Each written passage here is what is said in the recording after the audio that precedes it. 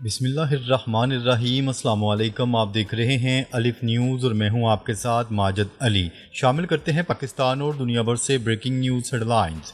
بھارت کا Agni prime missile کا کامیاب تجربہ، پاکستان کو واضح پیغام۔ بھارت نے 24 ستمبر 2025 کو اگنی پرائم میزائل کا کامیاب test rail based mobile launcher سے کیا۔ یہ میزائل 2000 کلومیٹر رینج کا حامل ہے جو پورے پاکستان کو اپنی لپیٹ میں لے سکتا ہے۔ ڈی آر ڈی او اور اسٹریٹجک فورسز کمانڈر کی جانب سے یہ ٹیسٹ آپریشنل حالات میں کیا گیا۔ ماہرین کا کہنا ہے کہ یہ پاکستان اور مغربی چین کو نشانہ بنانے کی صلاحیت کو مضبوط کرتا ہے۔ اس تجربے سے بھارتی دفاعی حکمت عملی میں نئی لچک پیدا ہوئی۔ اگنی میزائل کا تجربہ، سعودی عرب کو پیغام، پاکستان کی حفاظت نہ کریں۔ بھارتی اگنی پرائم ٹیسٹ سعودی عرب کو وارننگ ہے کہ پاکستان کی مدد کی کوشش نہ کریں۔ 2000 کلومیٹر رینج پاکستان کے 5 بڑے شہروں اسلام آباد، لاہور، کراچی، پشاور اور کوئٹہ کو نشانہ بنا سکتی ہے۔ سعودی عرب جدہ اور دمام سے 3000 کلومیٹر دور ہے، اس لیے بھارت نے لمبی رینج والے میزائل کا ٹیسٹ نہیں کیا۔ ماہرین کا کہنا ہے کہ یہ معاہدے کے باوجود بھارت پاکستان پر حملے سے نہیں رکے گا۔ اس سے لداخ میں بھارتی احتجاج اور مودی کی سیاسی مشکلات بھی جڑی ہوئی ہیں۔ پاکستان کا جواب، میزائل جنگ میں چین کی ٹیکنالوجی استعمال کریں گے۔ پاکستان اگنی ٹیسٹ کے جواب میں دفاعی نظام کو جیم کرنے کی تیاری کر رہا ہے۔ پچھلی لڑائی میں پاکستانی فضائیہ نے 6 رافیل طیارے گرائے، اب میزائل اور ڈرونز پر فوکس ہوگا۔ چین کی مدد سے بلینک سکرین اور کنٹرول ٹاور ہٹ کرنے کی صلاحیت موجود ہے۔ اسرائیل کی ایران پر حکمت عملی کو روکنے کے لیے پاکستان تیار ہے، جیسا کہ 12 دن کی لڑائی میں دیکھا گیا۔ ماہرین کہتے ہیں کہ یہ جنگ کشمیر سے نکل کر پنجاب، سندھ اور بلوچستان تک پھیل سکتی ہے۔ اسرائیل کا کردار، پاکستان کے وسائل ختم کروائیں، سعودی مدد روکیں۔ اسرائیل بھارت کی حمایت کر رہا ہے تاکہ پاکستان کے وسائل ختم ہوں اور سعودی عرب کی مدد نہ کر سکے۔ یہ جنگ پاکستان بمقابلہ بھارت اور اسرائیل ہے جو مشرق وسطی میں توازن بدل سکتی ہے۔ قطر، مصر، فلسطین، شام، ایران اور دیگر اسلامی ممالک کو معاہدے میں شامل ہونا چاہیے۔ پاکستانی فضائیہ کے طیاروں کو مشرق وسطی پہنچنے پر تمام اسلامی ممالک فضائی حدود کھول دیں گے۔ سعودی پاکستان معاہدہ اسرائیل کو روکنے کا ذریعہ بنے گا، جیسا کہ قطر کے امیر نے خبردار کیا۔ ڈونلڈ ٹرمپ کی مسلم رہنماؤں سے خفیہ میٹنگ، حیران کن وعدے۔ ڈونلڈ ٹرمپ نے عرب اور مسلم ممالک کے رہنماؤں سے ملاقات میں غیر معمولی پیشکش کی۔ انہوں نے کہا کہ تمام فلسطینی قیدیوں کی رہائی اور مکمل جنگ بندی کروائی جائے گی۔ ڈونلڈ ٹرمپ کے مطابق اسرائیلی فوج آہستہ آہستہ غزہ سے نکل جائے گی اور تعمیر نو مسلم ممالک کریں گے۔ حماس کو حکومت سے ہٹا کر ایک نیا نظام قائم کرنے کی بات بھی سامنے آئی۔ یہ پیشکش بظاہر فلسطینیوں کے حق میں، مگر اسرائیل کے لیے بڑا دھچکا بن سکتی ہے۔ اسرائیل کا رد عمل، نتنیاہو کا 2 ریاستی حل ماننے سے انکار۔ اسرائیلی وزیر اعظم نتنیاہو نے 2 ٹوک اعلان کر دیا ہے کہ فلسطین کی ریاست کا کوئی قیام نہیں ہوگا۔ انہوں نے کہا ہے کہ غزہ اور ویسٹ بینک مکمل طور پر اسرائیل کا حصہ ہیں۔ یہودی عبادت گاہ کی تعمیر اور گریٹر اسرائیل کے منصوبے پر زور دیا۔ ڈونلڈ ٹرمپ کی پیشکش پر سخت ردعمل دیتے ہوئے نتنیاہو کا کہنا تھا کہ اسرائیل اپنی سرزمین نہیں چھوڑے گا۔ یہ بیان مستقبل میں بڑے تصادم کا اشارہ دیتا ہے۔ قطر کے امیر کی اقوام متحدہ میں خطرناک تنبیہ۔ قطر کے امیر نے اقوام متحدہ میں تقریر کرتے ہوئے بڑے عالمی تصادم کی پیشگوئی کر دی۔ انہوں نے کہا کہ اسرائیل کا گریٹر اسرائیل پلان پورے خطے کے لیے خطرہ بن چکا ہے۔ ان کے مطابق اگر یہ منصوبہ کامیاب ہوا تو مشرق وسطی میں بڑی جنگ ناگزیر ہے۔ قطر نے واضح کیا ہے کہ مسلم ممالک کو ایک مؤثر حکمت عملی اختیار کرنا ہوگی۔ یہ بیان عالمی برادری کے لیے ایک بڑا الارم سمجھا جا رہا ہے۔ امریکہ کی دوہری پالیسی، مسلم رہنماؤں کو شکوک و شبہات۔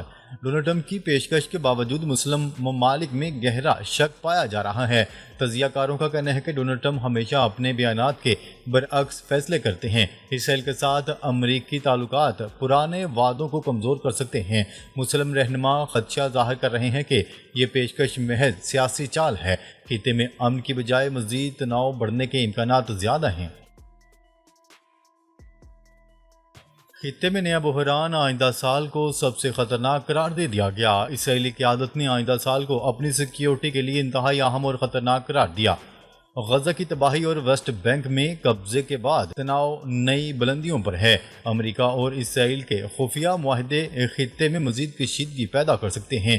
تجزیہ کاروں کے مطابق اگر حالات قابو سے باہر ہوئے تو بڑی عالمی جنگ چھڑ سکتی ہے۔ مسلم دنیا کے لیے یہ وقت اتحاد اور ٹھوس حکمت عملی اپنانے کا ہے۔ ایران کے پاس چند گھنٹے رہ گئے ہیں، فرانس کا انتباہ۔ فرانس نے ایران کو خبردار کرتے ہوئے کہا ہے کہ اس کے پاس جوہری معاہدے پر پہنچنے اور پابندیوں سے بچنے کے لیے اب بھی موقع ہے اور چند گھنٹے باقی ہیں۔ فرانسیسی میڈیا رپورٹس کے مطابق صدر ایمانوئل میکرون نے نیو یارک میں اقوام متحدہ کی جنرل اسمبلی کے موقع پر اپنے ایرانی ہم منصب مسعود پزشکیان کے ساتھ ایک ملاقات میں انہیں بتایا کہ تہران کے پاس خود کو پابندیوں سے بچانے کے لیے جوہری معاہدے پر پہنچنے کے لیے صرف چند گھنٹے باقی ہیں۔ اسرائیل کی غزہ میں 24 گھنٹے کے دوران 170 مقامات پر بمباری۔ ٹائمز آف اسرائیل کی رپورٹ کے مطابق اسرائیلی دفاعی فورسز نے جاری بیان میں بتایا ہے کہ اسرائیلی فضائیہ نے 24 گھنٹوں کے دوران غزہ پٹی میں 170 سے زائد اہداف پر حملے کیے۔ فلسطینی مزاحمتی تنظیم حماس کے خلاف آگے بڑھ رہی ہے۔ آئی ڈی ایف نے دعویٰ کیا ہے کہ کارروائی میں جن اہداف کو نشانہ بنایا گیا ہے ان میں حماس کے مزاحمت کار، ان کے زیر استعمال عمارتیں، ہتھیاروں کے ڈپو اور دیگر ڈھانچے شامل ہیں۔ پابندیاں ہی لگانی ہیں تو مذاکرات کا کیا فائدہ؟ ایرانی صدر۔ غیر ملکی میڈیا کی رپورٹ کے مطابق ایرانی صدر نے نیو یارک اقوام متحدہ سلامتی کونسل کے سالانہ اجلاس کے پس منظر میں سوئٹزرلینڈ کی ہم منصب سے ملاقات کے بعد صحافیوں سے گفتگو کی۔ ایرانی صدر نے کہا کہ ہم بامقصد مذاکرات کے حامی ہیں اور ایٹمی معاملے پر مذاکرات کے عمل کا ہمیشہ خیر مقدم کریں گے۔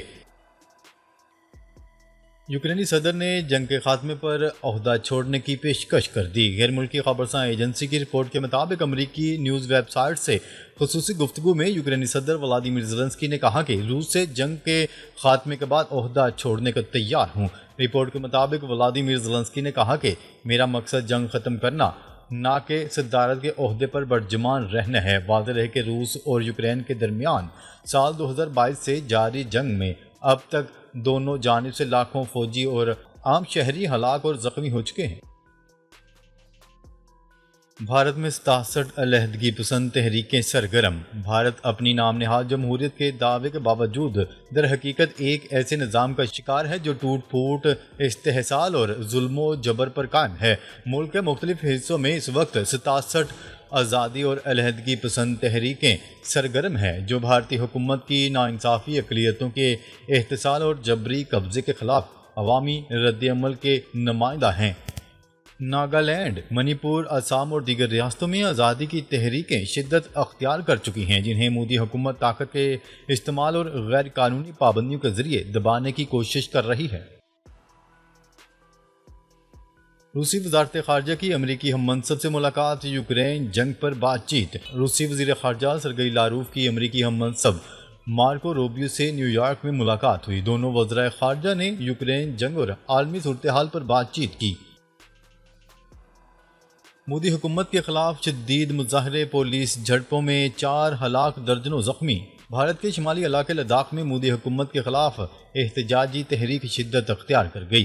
خبرساں ایجنسی کی رپورٹ کے مطابق لداخ میں ہزاروں افراد سڑکوں پر نکل آئے ہیں اور وفاقی حکومت کے خلاف نعرے بازی جاری ہے۔ اس دوران پولیس اور مظاہرین کے درمیان شدید جھڑپیں ہوئیں جن کے نتیجے میں کم از کم 4 افراد ہلاک جبکہ درجنوں زخمی ہو گئے۔